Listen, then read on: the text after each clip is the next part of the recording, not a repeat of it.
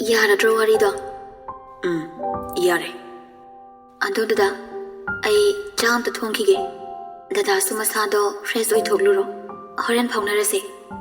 Fare. Nangso chak phajana thongjaro. Anido call thamnakri. Ngan bu potha bagi mahut makhada kumthare. Resort pu koiko kauduna thiba hore. Resort. Kui haude Richard mapandagi sensile. Dada, I go bro. Wari sase, I kadalo. Hiram magachanki, Resort, wakal amadi khali. Mana kari asoiba tabak tawrurabagi haina. Leidramale, madudagi, mayambagi kada changi. Ngan ba magi kada thariba, sofadu da famduna lirami. Pamo. Resort so atum famthare. Thawa to pale hudaba na draw. Hoy dada. Kadai de kari tawrino. Nana panda leirido. Akhoi ma phone torupagi wari sharubani. Karum kandalani haige. Handak hapta sida la ani hai. Oh. Adudagi di nangso yamda leiragi hairani ne. Ngan ba Resort pu munne yengi. Pakhang phari ni naude. Khai de na da phadri. Kadai chaluba ngasi. Ngan ba da khanging yengai. Hayune. Lupi kiyam lanarpa. Khamlakte. Kana punjilaga kanagi gari da tongba. Gari ani duna kanagi. Aduga kanagi maningda kana tongba. Richard madin khanga hai. Dada kem chatida. Ibungo rashi leiba. Nang pakhang yam sakhino. Apam nungsi khangkhino ko. Ai angang masa man ba thong tongning de. Phane angang ba sepida karan amu hana tagano. Sum koithoglu bani ba aduda nupi le sabi thengna baduda lakna bani. Dadana kadai dam uruino khangde. Hekto khanglerme. Ningthau mana faklang da napi haido amuta tajibro. Natraga lokshin ba hitabera. Chaloda ningthau ga changdam nagan. Nang na tine ningthau ga haibase. Ho khangjaye ai boyadi paksaye. Dada oi bagi paksade haiba wani. Chalo yare nasaktu yingde. Nupi ga lakna sadana. Phana bu haine nupi lakna baga. Haidu nanoi Resort ikai rakum makutulu khamda nali aduga. Hai dada shum ikai dana ga tarodana. Chalo ne. Aduda nanaw nupido masak fajagra. Ngan ba pairap yengai aduga. Namaya thabda kinsina cholok thinjalagani. Fajabra sum hangdo bu kaidoge. Nungai dori da sidia. Richard mayambada tatu yenglei. Hey, nangai ni salu hairing asidane chalhorso. Natradi chai soi sarani na. Aina kari langrage juda. Thokro chalo. Resort ngan bada yenglammi adagi hogatuna thokre. Ngan ba Resort na chatkiba maikai yenglaga noktuna soli. Salan thokna dana mo. Nahan belik hoida chatluba numitudagi belik di lahegi message amatasu halakhidri. Messenger da call to basu yaurabani. Pau phangnaba ngamkhidri. Lahi famungda long hiptuna lei wakhal su kaya nungaitrabani. Wakal nungaitribani haidana tawribadu kanamtana thazaroi. Nokpa noksinbirakani. Oi, Mrs. Kam thalakri se kaigino. Yam kakpai waro. Nayumda laklaga phuro. Ngamoi kaina khannoe. Call to basu paide. Demand ga saganu ko yamna. Amoksu call tawsili lahi peri tawrabasu message tadi. Miyam sitabra haibu hatokloga jenda lekhisani. Asumna mana da nungtigi message thai. Amadunadi yang phau yengbide. Ayuk nungthil nungdang lepte ahingda makeup tholakpadasu thai. Tha amagi hanjilakpadunadi masu ikairak labra kaino. Nongmagi message ama ani khaknatana atopa thadri. Ngasi su nungsina phi saringai duda umduna family. Adubai umbado paksadi ko miso thabak libagi oiramni adanang ni henjali mingonda waroru basiyandaba mi pakhangni na khangnaba leram basu yai adaluri se aina mangoda message thaning base si kamai lep tuino sini dabna mai phajarak sanida ado nomagi amani khak adum thana bataw ko ahenba tharuno ngasi thagraba thade ai sung tha tha da na bu hanaragi khalle ado be Mi mayum da chapada puba yaba sapot khara horen leirusi. Kanai mayum chatluge haino. Moi machan nupi manakta chatluge. Nangsu thabak sinbanina ai dom chalage. Yagadro. Yanida. Thengnaradi. Ma thabak halakpa matam yaudringaida yum halaktoine. Hoi hoi. Khara toina chatke. Marakta aisu yaubige. Haina khibe matung inna nungdang wairamdu anidu asapot layuri. Sinba langba haiba nungsina loina silangkri. Asapot mayam ama layduna mayumda halay. Hana kungwai silingai call tori. Hello? Kidorge. Awai sili. Ima halaktribo. Kaithel thoki.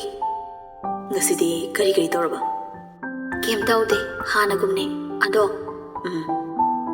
Lehido ngasi laame. Mathwayam nungai kide. Karige. Kem taude. Maram dai manda habi yanda bro. Khangde. Koi som hero sina Mrs. Handabera. Nupi angang da kaya thwa yaudabane. Atopa maram khangano. Mana no lehibo nushide hainadi haibagi nate. Ma nupi angang da interest kaya lektabane. Tapna tapna mangonda lupsaraksanida. Maso samakti natidana. Magiso thamoy amadi palibane. Aduna nongma natraga nongma nung onkraba thamoyda mahilang thorakani. Amukta sumaina tawba ukidri. Kem khalano. Ay mangonda full support niko. Hayeng moida chaluni. Masan nupida unaruni haibagi asapot mayam ama layruni bani. Nghanban noi ma harawi. Makoy na magi machal maraybag thirabi asibu khanjabasi ubada. Nungsi bro, isan masabo. Nungsi. Masaksu yamna phazay. Nungsu nungaide. Ahigi marup na wazabasu. Mana nupi angang laikraga. Nupi duna magi masalse. Thina tawbigani. Nungsibiroy sikhakni. Isan masagi khallagani. Mana nupi angang hana yengdribase. Kariguma belekpu lahina thamoy singna nungshiraba. Magi pumnamak nungshirakani. Isan masabasu nungshirakani. Maduda ahigi marup na lahibu. Miraiba kidangda ngamoy. Lahidi noina khalniba adugumba nupi nate. Maadi aw abasingbu yamna nuksibane. Ahigi matengsu mana yamna pangi. Mana isan masabu khibadai mabungdagi masan nupina yamna hele nuksiba hairine. Hayeng chatni hairibadusu mabung unaba nate. Masan nupi unabane. Hoi hoi ai khange. Kaidawrige dadaba. Shooting loidri. Aigi sin loibagi ngak rest tawrine. Aina pothabada nang yaudradi mabung phade. Adui nangi khonjal tarine.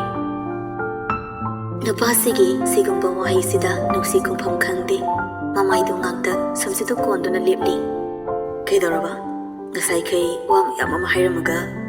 Nangi matang yorubada tumi laikride. Taningdaba wam yamama hai. Kari hairabaina. Ai thabak luisilage. Hairamaga thamkhri nganba noklaga lehawi. Purena nganba nangi silamula roslo. Kaurakpani. Nganba gari thong hangdona kumtharai. Mathangi numituni thabak kaika sathongna khiba matam hek lanthokibaga mayumdagi thoklagle. Mayum khanglabani nangasidi kuihaudre. Adum thauzilaktuna samangda khami. Bema Bema mi leibro. Isan masado tabli tabli tholei. Kana Lahi masigi nupi masasi hek ubada safam hekta onki. Tapna hairi. Aine. Ay mangonda kakhalapa yabro. Kakhatpiro. Nupi oy baduda ikoy koyda mangonda leiriba moradu lamgaday tawrakpani. Yare yare ay laurage. Haiduna lauraga. Isan masagi manakta thammi. Aduga isan masagi makhutu paiduna ma oina phamali. Bema ay giming lahi. Ay nang bunuksibagi nang uningduna lakpani kaidego. Isan masa mangak nomi. Ase sige asapose nangine. Nang pizaning bagi isena purakpani. Haiduna makhutu paihali. Kai leirai no ije. Leiraktrasu yabaduda. Kai mathel charage. Kangsui chare ije. Lahi chang masagi makhutu paiduna. Nangbo chahi kya surage. Tarani pal phakre. Noina sinanaudi ani khaklo. Isal masa ngihak tumina leiki. Mataudo haifet chingnei. Kaidaragi bema. Ahumni. Aigi mathakta ama leirame. Adu leikidabane. Oh, sorry. Isi hana khangaudre saunuko. As nungairamuri tawrise. Kem khande daije. Ai toina laki yabra. Kaidau yarodino ije. Ai thanda leibado nungaite. Sumaina isi hoi lakpase ai di am nungai. Sumaina yumda mi lakpase tamona yade. Imungda lotlaga layu thokanu haibane. Ada iche do nupi oibaduda tholakpane. Adumai tawgadabane. Ai di kawe ise chalo lake. Yare ai sak tok tangairi. Ise nangi kari kari tawbiramuge. Yani eche sumaina sum wari sase. Ado ai la haibase noi tamoda haiganuko. Kaigino che Siran turan khalamlani phattaba mi malamlani khalladuna asengba dum hairi. Ai la haibado noi tamona khangkhibado ikaibagini. Kaige aina noi tamodo nungsibagi message thabane halakte call tawusu pairakte. Haujikpudine noi tamodai nangna hena nungsire. Haiduna anidum nokminai isal masagi masamga hatpiduna masam mana sitnana punbi adagi ising sokadabasu soksinbirami jak phauba mana thongdokpirami aduga hankri.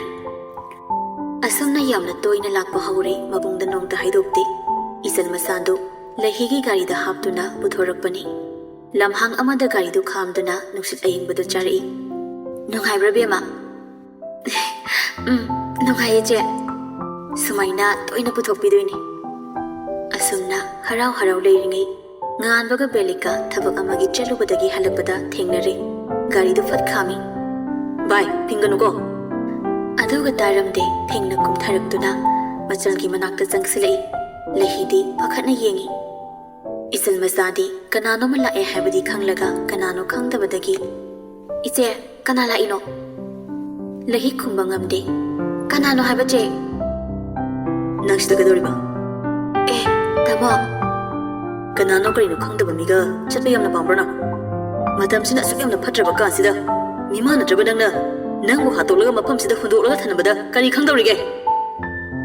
Asuk lana ukhiba mabu asuk tamthiba mikyengna yenglakpa magi punsida khwaidi thamoi sokpa wahi ngasi beliki wahi si oirani. Nate tamo nang adumai khanganoi cheda. Madu makha takhidre.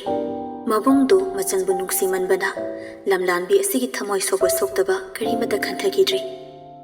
Nangini haibada aina tana kana litabugum aigini haibadasu nangna tana kanam lite haibase nang he gautho isiga yino namit udaba nangna migi khonjel amada aduk thajaduna asuk lapna lakpada nasana karimata singnabasu phawduba nganwa khonjel kana belek lahi mamita pirang thangna mamai no thakre Nakong da tari basi haujik haikhiba namit udaba haiba wahaidudani makhongda mapisu tup tup taba haurakle belik taina fum khangdabani ijan masana nati tamo aina haise amukhana aina habi yadrabadi aishi magi manakta sakhine lahi amuka hena kapkhale makhol dasu phanakana phajanbani adubu tabli makhol tholi ngan lahi gi matongdu yengba nongaitraduna lahi nang kem khangano Masan nupibu soi khidra pakhat chatorini. Lahi kemta khande haibagum makok sunam lei. Mamai dudi ikai baga nungai tabaga na punsinduna haigat bangandri. Isan masa makuto maaduna lahi thire. Lahi pambom da paiduna. Che nangkap kano. Ngasai makai walang amata nganglagtaba nupido. Mamai tapna haigatuna isan masa tanung sini yengai aduga. Apang bisidi. Ay di kari kaptoy ba? Pasan iyong dalo. Noy tamo oiga. Nahan gano ko. Pasa na layo. Nasado. Inghan gano. Makukta tabli nanbido na hayrakpani. Nang kapte kangi. Kapta basa gano. Isi di kapahite. Pare, isi yung dahalagi ko. Hayramdo na gari mamay laydo na chatkre. Lahina ikairong kadabadu kanbada isan masakap thore. Belik masangi khudang du paiduna yumda halaslo mayum hanba natte gari do khitang thauraga khangkre aduga pena kapthore ꯑꯩꯅ ꯑꯁꯨꯛ ꯌꯥꯝꯅ ꯕꯦꯝꯃꯕꯨ ꯅꯨꯡꯁꯤꯔꯒ ꯃꯥꯅ ꯂꯥꯟꯅ ꯈꯟꯕꯤꯕ ꯑꯩꯅ ꯃꯥꯕꯨ ꯅꯨꯡꯁꯤꯕꯒꯤ ꯀꯣꯏꯕ ꯄꯨꯊꯣꯛꯄꯤꯔꯛꯄꯅꯦ ꯃꯥꯕꯨ ꯍꯥꯠꯇꯣꯛꯀꯦ ꯈꯟꯅ ꯄꯨꯔꯛꯄ ꯅꯠꯇꯤꯌꯦ ꯃꯥꯅ ꯈꯪꯁꯨ ꯈꯪꯗꯅ ꯑꯩꯉꯣꯟꯗ ꯆꯩꯕꯤꯕ ꯑꯩꯕꯨ ꯐꯠꯇꯕꯤꯔꯣ ꯑꯐꯕꯤ ꯃꯧ ꯑꯣꯏꯒꯦ ꯈꯜꯂꯒ ꯂꯩꯔꯤꯕ ꯑꯩꯉꯣꯟꯗ ꯐꯠꯇꯅꯒ ꯈꯟꯕꯤꯕ ꯁꯥꯏ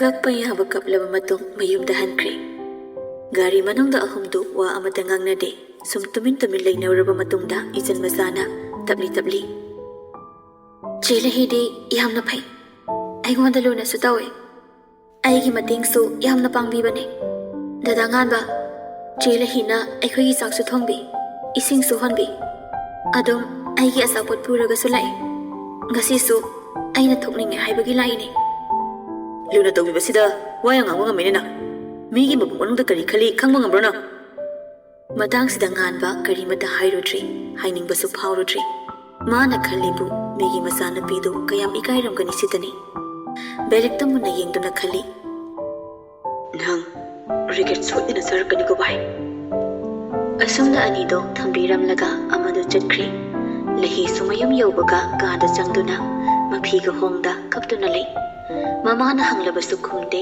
ꯃꯆꯥꯒꯤ ꯃꯇꯧꯗꯨꯗ ꯄꯥꯈꯠꯂꯕꯅꯤ ꯑꯗꯨꯝꯅꯒ ꯇꯧꯕꯤꯕ ꯃꯥꯒꯤ ꯃꯆꯥꯅꯨꯄꯤ ꯅꯠꯇꯦ ꯀꯅꯥꯅ ꯀꯩ ꯍꯥꯏꯔꯛꯄꯒꯤꯅꯣ ꯅꯪꯅ ꯀꯞꯄꯤꯁꯦ ꯁꯤ ꯏꯃꯥꯗ ꯍꯥꯏꯌꯨ ꯍꯦꯔꯥ ꯑꯩꯒꯤ ꯑꯃꯠꯇ ꯄꯣꯛꯄꯤ ꯏꯆꯥꯗ ꯍꯦꯛꯇ ꯂꯥꯛꯆꯕ ꯌꯥꯕ꯭ꯔꯣ ꯃꯆꯥꯅꯨꯄꯤꯗꯣ ꯕ꯭ꯂꯥꯡꯀꯦꯠ ꯃꯅꯨꯡꯗ ꯑꯗꯨꯝ ꯀꯞꯄꯤ ꯁꯨꯡꯂꯦꯞ ꯂꯦꯞꯇꯦ ꯄꯨꯡꯃꯨꯛ ꯀꯞꯂꯕ ꯃꯇꯨꯡ ꯋꯥꯔ ꯃꯥꯜꯂꯤ ꯇꯨꯝꯊꯈ꯭ꯔꯦ ꯃꯊꯪꯒꯤ ꯅꯨꯃꯤꯠꯇꯨ ꯅꯨꯡꯁꯤꯁꯨ ꯂꯩꯍꯤꯒꯤ ꯄꯥꯎ ꯇꯥꯔꯦ ꯂꯥꯛꯇꯨꯅ ꯍꯪꯉꯤ ꯑꯗꯨꯕꯨ ꯈꯨꯝꯕ ꯀꯧꯕ ꯂꯩꯇ꯭ꯔꯤ ꯅꯪ ꯑꯩꯉꯣꯟꯗ ꯐꯥꯎꯕ ꯍꯥꯏꯅꯤꯡꯗ꯭ꯔꯕꯣ ꯊꯕꯛꯀ ꯂꯣꯏꯅ ꯁꯤꯜꯂꯝꯂꯅꯤ ꯇꯧꯔꯤꯁꯦ ꯑꯩꯒꯤ ꯊꯕꯛ ꯍꯥꯏꯌꯨ ꯍꯥꯏꯕ ꯅꯠꯇꯤꯌꯦ ꯅꯪꯅ ꯀꯞꯄꯒꯤ ꯃꯔꯝ ꯍꯥꯏꯌꯨ ꯅꯠꯇꯦ ꯏꯆꯟ ꯃꯆꯥꯗꯣ ꯃꯁꯥ ꯉꯝꯍꯧꯗꯕ꯭ꯔꯣ ꯃꯤꯃꯤꯁꯤꯡꯁꯨ ꯆꯥꯁꯤꯔꯥ ꯆꯔꯥ ꯍꯦꯜꯂꯒ ꯃꯤꯃꯤꯁꯤꯡꯁꯨ ꯆꯥꯔꯗꯤ ꯆꯈꯥꯎꯒꯗꯣ ꯁꯦꯒꯥꯏꯗꯅ ꯂꯣꯏꯔꯅꯤ ꯏꯕꯦꯝꯃ ꯁꯦꯒꯥꯏꯔꯣꯏꯗ ꯀꯩꯒꯤꯅꯣ ꯃꯔꯝ ꯍꯥꯏꯗ꯭ꯔꯁꯨ ꯆꯥꯛ ꯆꯥꯁꯤꯔꯥ ꯇꯨꯝꯃꯒꯦ ꯍꯥꯏꯔꯒ ꯐꯝꯂꯒ ꯂꯩꯔꯝꯕꯗꯒꯤ ꯍꯤꯞꯊꯈ꯭ꯔꯦ ꯐꯩꯖꯨꯁꯨ ꯆꯤꯡꯈꯠꯈ꯭ꯔꯦ ꯅꯪ ꯑꯗꯨꯃꯥꯏꯅ ꯇꯧꯗꯣꯏꯔꯥ ꯃꯔꯝ ꯍꯥꯏꯌꯣ ꯑꯗꯨꯗꯤ ꯐꯤ ꯁꯥꯖꯧꯔꯣ ꯆꯠꯂꯣ ꯑꯩꯈꯣꯏ ꯏꯃꯥꯁꯤꯅ ꯃꯤ ꯊꯕꯛ ꯆꯤꯟꯖꯈ꯭ꯔꯕ ꯅꯨꯄꯤꯁꯦ ꯑꯃꯨꯛ ꯀꯧꯔꯤꯁꯤꯕꯨ ꯉꯥꯏꯍꯥꯛ ꯁꯥꯗꯕꯗ ꯑꯩ ꯁꯤꯔꯣꯏ ꯁꯦꯕ ꯂꯩꯍꯤ ꯅꯪꯅ ꯉꯔꯥꯡ ꯀꯞꯄꯒ ꯍꯟꯖꯤꯜꯂꯛꯄꯒꯤ ꯃꯔꯝꯗꯣ ꯍꯥꯏꯌꯣꯕ ꯂꯩꯍꯤ ꯇꯞꯅ ꯍꯧꯒꯠꯂꯤ ꯑꯗꯨꯒ ꯅꯨꯡꯁꯤꯗ ꯃꯨꯟꯅ ꯌꯦꯡꯂꯒ ꯉꯔꯥꯡ ꯃꯥꯅ ꯉꯥꯡꯉꯛꯏ ꯑꯩꯕꯨ ꯌꯥꯝꯅ ꯐꯠꯇꯕ ꯃꯤ ꯑꯣꯏꯅ ꯃꯥꯅ ꯎꯏ ꯍꯥꯏꯔꯒ ꯉꯔꯥꯡꯒꯤ ꯋꯥꯔꯤꯁꯤꯡꯗꯣ ꯑꯃꯠꯇ ꯆꯤꯊꯗ ꯂꯤꯔꯛꯏ ꯋꯥꯔꯤ ꯂꯤꯕ ꯂꯣꯏꯔꯛꯄꯗ ꯑꯃꯨꯛ ꯃꯄꯤ ꯅꯥꯟꯊꯔꯛꯏ ꯑꯩ ꯃꯥꯒꯤ ꯑꯦꯀꯥꯎꯟꯗ ꯕ꯭ꯂꯣꯛ ꯄꯤꯈ꯭ꯔꯦ ꯑꯃꯨꯛ ꯍꯟꯅ ꯃꯦꯁꯦꯖ ꯊꯥꯔꯔꯣꯏ ꯃꯤꯁꯨ ꯄꯥꯈꯠꯆꯗꯧꯔꯤꯅꯤ ꯈꯟꯗꯣꯛꯎ ꯑꯣꯏꯔꯝꯒꯅꯤ ꯑꯗꯨꯕꯨ ꯕꯦꯝ ꯑꯩ ꯌꯥꯝ ꯀꯥ ꯍꯦꯟꯅ ꯏꯀꯥꯏꯈ꯭ꯔꯦ ꯑꯃꯨꯛ ꯍꯟꯅ ꯃꯥ ꯎꯕ ꯉꯝꯅꯤ ꯊꯥꯖꯗ꯭ꯔꯦ ꯑꯗꯨꯛ ꯌꯧꯅꯁꯨ ꯈꯜꯂꯨꯅꯨꯗ ꯅꯀꯣꯛ ꯆꯤꯛꯅꯕꯅꯦ ꯁꯦ ꯄꯤꯒꯁꯦ ꯇꯩꯊꯣꯛꯄꯤꯒꯁꯦ ꯍꯥꯏꯗꯨꯅ ꯃꯄꯤꯗꯨ ꯇꯩꯊꯣꯛꯄꯤ ꯕꯦꯝ ꯑꯩꯁꯦ ꯌꯥꯝꯅ ꯐꯠꯇꯕ꯭ꯔꯣ ꯃꯥꯅ ꯑꯩꯁꯦ ꯑꯗꯨꯛ ꯌꯥꯝꯅ ꯐꯠꯇꯅ ꯈꯟꯕꯤꯔꯤ ꯀꯩꯒꯤꯅꯣ ꯑꯩ ꯃꯣꯏ ꯑꯅꯤꯕꯨꯗꯤ ꯌꯥꯝꯅ ꯅꯨꯡꯁꯤꯌꯦ ꯃꯥꯅ ꯊꯕꯛ ꯆꯠꯈ꯭ꯔꯒ ꯕꯤꯛꯃꯅ ꯃꯊꯟꯇ ꯇꯔꯛ ꯂꯩꯕꯗ ꯅꯨꯡꯉꯥꯏꯇꯕꯒꯤ ꯑꯩꯅ ꯇꯣꯏꯅ ꯆꯠꯄꯅꯦ ꯐꯠꯇꯕ ꯑꯃ ꯇꯧꯒꯦ ꯈꯟꯕꯒꯤ ꯇꯟꯖꯥ ꯉꯥꯏꯕꯗꯤ ꯅꯠꯇꯕꯅꯦ ꯑꯩ ꯁꯦꯡꯗꯣꯛꯎꯔꯥ ꯁꯦꯡꯗꯣꯛꯂꯨꯅꯨ ꯂꯥꯟꯅ ꯑꯗꯨꯝ ꯂꯧꯖꯔꯛꯁꯅꯨ ꯑꯗꯨꯗꯤ ꯅꯪ ꯁꯨꯃꯥꯏꯅ ꯑꯃꯨꯛ ꯍꯟꯅ ꯇꯧꯔꯅꯨ ꯅꯪꯒꯤ ꯅꯇꯧꯁꯤꯗ ꯏꯅꯦ ꯍꯣꯏꯁꯨ ꯌꯥꯝ ꯅꯨꯡꯉꯥꯏꯇ꯭ꯔꯕꯅꯦ ꯉꯔꯥꯡꯗꯒꯤ ꯆꯥꯛꯁꯨ ꯆꯥꯗꯦ ꯍꯥꯏ ꯅꯪꯅ ꯆꯥꯛ ꯆꯥꯗ꯭ꯔꯒ ꯀꯩ ꯀꯥꯟꯅꯅꯤ ꯃꯥꯅ ꯈꯪꯕꯤꯗꯧꯁꯨ ꯅꯠꯇꯦ ꯑꯗꯨꯏ ꯁꯔꯨꯛꯄꯨꯗꯤꯅꯦ ꯆꯥꯛ ꯌꯥꯝꯅ ꯆꯥꯔꯒ ꯅꯣꯏꯍꯜꯂꯒ ꯌꯦꯡꯕ ꯅꯨꯡꯉꯥꯏꯅ ꯂꯩꯕꯅ ꯐꯠꯇ꯭ꯔꯣ ꯂꯩꯍꯤ ꯅꯨꯡꯁꯤꯗ ꯃꯨꯟꯅ ꯌꯦꯡꯉꯛꯏ